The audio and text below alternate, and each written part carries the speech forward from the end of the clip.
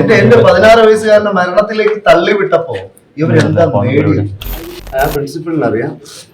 Principal അയാളവിടെ കൊണ്ടുവരണം. അയാളെ ഒരു കേസ് എടുത്തിട്ട് നമുക്ക് മോനെ കൊണ്ടുപോകാം. കൊച്ചു കുഞ്ഞുങ്ങളല്ലേ സാറേ, ഈ പിള്ളേരോട് മാന്യമായിട്ട് ഇടപെടാൻ കഴിയാത്തവനൊക്കെ എന്തിനാ സർവീസിൽ ഇരിക്കുന്നത്? എന്തിനാ സർവീസ്? അവര് പറയട്ടെ മറുപടി, എന്താ സംഭവം ഉണ്ടായെന്ന്. അതിന്റെ കുറ്റവാളി ആരാന്ന് അവര് പറയട്ടെ. ഒരു 16 വയസ്സുകാരന് കുടുംബ പ്രശ്നമൊന്നുമില്ലല്ലോ സാർ. ഞാനും സർക്കാർ ജീവനക്കാരന്, ഞാനവരെ കൊല്ലാനൊന്നും പോകുന്നില്ല. അവരെ കൊന്നിട്ട് എനിക്ക് തന്നെ കിട്ടാം.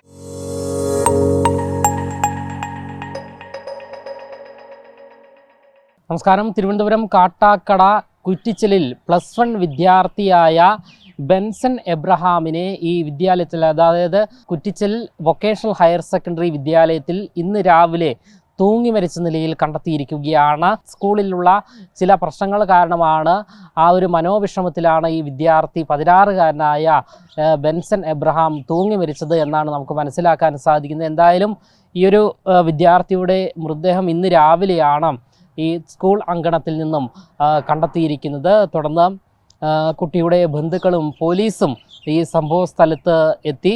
അതിൻ്റെ ദൃശ്യങ്ങൾ നമുക്ക് ആദ്യം കാണാം. അവനിവിടെ അന്വേഷിച്ച് പിടിച്ച് പതിരാത്രിക്ക് വന്നു. ജീവിതം ഇവിടെ തല്ലിപ്പൊളിച്ച് കളയണമെങ്കിൽ നമുക്ക് അന്വേഷിക്കാം. പ്രത്യേകിച്ച് അന്വേഷണമൊന്നും. അവനെ ഇന്നലെ ഹരാസ് ചെയ്തത് ഇവിടുന്ന് പ്രിൻസിപ്പള്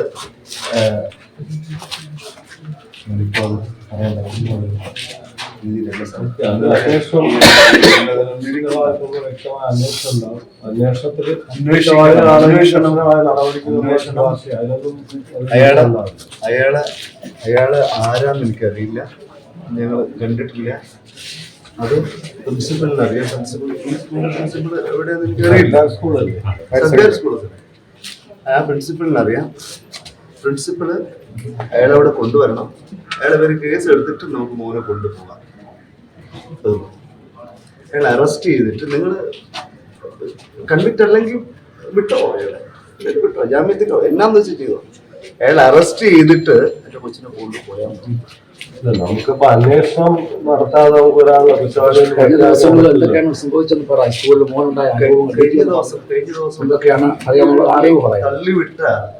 തള്ളിവിട്ട ആള് ആ പ്രിൻസിപ്പൾ എവിടെ? പ്രിൻസിപ്പൽ ഇവിടുത്തെ സ്കൂളില് ഈ ഒരു സംഭവം നടന്നിട്ട്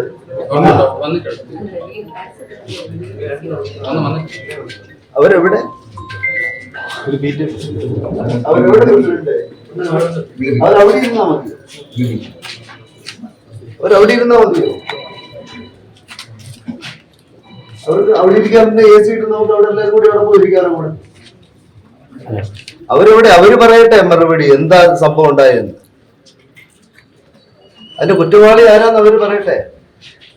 ഒരു 16 വയസ്സുകാരന് കുടുംബ പ്രശ്നമൊന്നുമില്ലല്ലോ സാർ. നമുക്ക് പറഞ്ഞല്ലോ, അന്വേഷണം നടത്തിയിട്ട് കുറ്റവാളിയാണെങ്കിൽ നടപടി ഉണ്ടാവും. നമുക്കതെല്ലാം ചെയ്യാൻ പറ്റും. ബോഡി ഇങ്ങനെ ഇട്ടുകൊണ്ടിരിക്കുന്നത്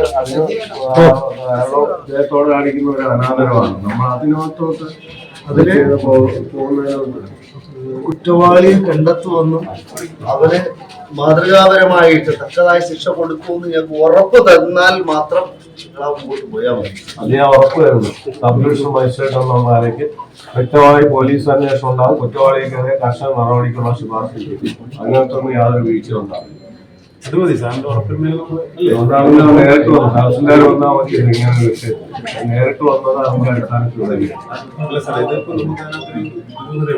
അത് അന്വേഷിക്കാമെന്നല്ലോ. അന്വേഷണം നടക്കാൻ നമുക്കൊരു ധാരണയിൽ പോകാൻ പറ്റില്ല. അപ്പൊ നമുക്ക് അടിയന്തരമായി ചെയ്യുക, അദ്ദേഹത്തിന്റെ ബോഡി ഇവിടുന്ന് മാറ്റുക. അപ്പൊ തന്നെ ഒത്തിരി സമയമായിട്ടുണ്ടാവും. എത്ര സമയം അറിയില്ലല്ലോ.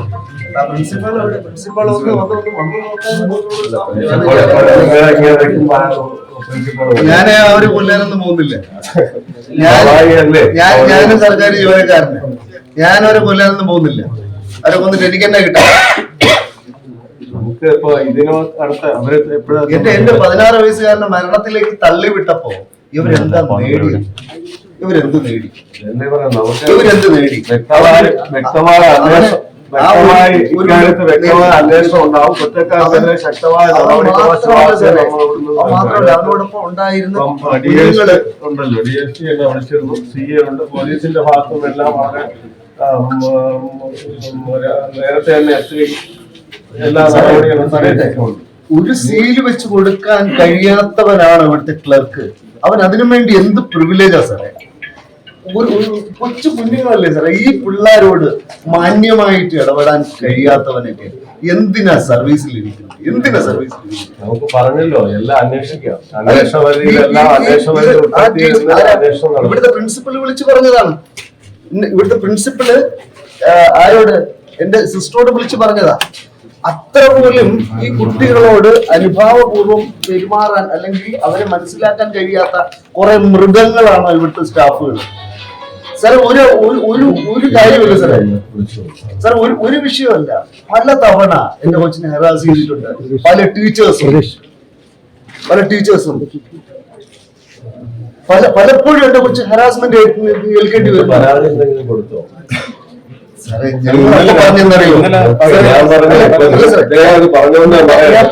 ഞങ്ങളപ്പോ പറഞ്ഞു പ്രാവശ്യം ഒരു സർക്കാർ സ്കൂളാണ്, അതിലൊക്കെ ഇപ്പൊ നടപടി എടുക്കാൻ PTA ഉണ്ട്, PTA പ്രസിഡന്റ് ഒക്കെ ഉണ്ടല്ലോ. ഞങ്ങൾ പറയുന്നത് എന്താ സാറേ, ചിരിക്കാനുള്ള വകയാ. ഞങ്ങളെ ഒലിപ്പിക്കുകയല്ല ചെയ്തത്. സാർ പറഞ്ഞല്ലേ പരാതിയായിട്ട് പോയൊന്നും ഒലിപ്പിക്കുകയല്ല ചെയ്തത്. ഞങ്ങൾ അവനെ നിലവിലിപ്പോൾ വിദ്യാർത്ഥിയുടെ മൃതദേഹം പോസ്റ്റ്മോർട്ടം നടപടിക്രമങ്ങൾക്കായി തിരുവനന്തപുരം മെഡിക്കൽ കോളേജിലേക്ക് മാറ്റിയിരിക്കുകയാണ്. ഈ ആരോപണ വിധേയനായ ഈ മരണവുമായി ബന്ധപ്പെട്ട് ഈ സ്കൂളിലെ ക്ലർക്കാണ് ഈ ഒരു വിദ്യാർത്ഥിയുടെ മനോവിഷമത്തിനും ഇത്തരത്തിലുള്ള കടുങ്കൈ ചെയ്യുന്നതിനും കാരണമായത് എന്നാണ് ബന്ധുക്കൾ ആരോപിക്കുന്നത്. ഇയാൾ നിലവിൽ ഒളിവിലാണ് എന്നാണ് മനസ്സിലാക്കാൻ സാധിക്കുന്നത്. എന്തായാലും പോലീസ് ഇയാളെക്കുറിച്ച് കൂടുതൽ അന്വേഷണം നടത്തി വരികയാണ്. ക്യാമറാമാൻ അഖിലിനൊപ്പം അമൽ രുദ്ര, മറുനാടൻ മലയാളി, തിരുവനന്തപുരം.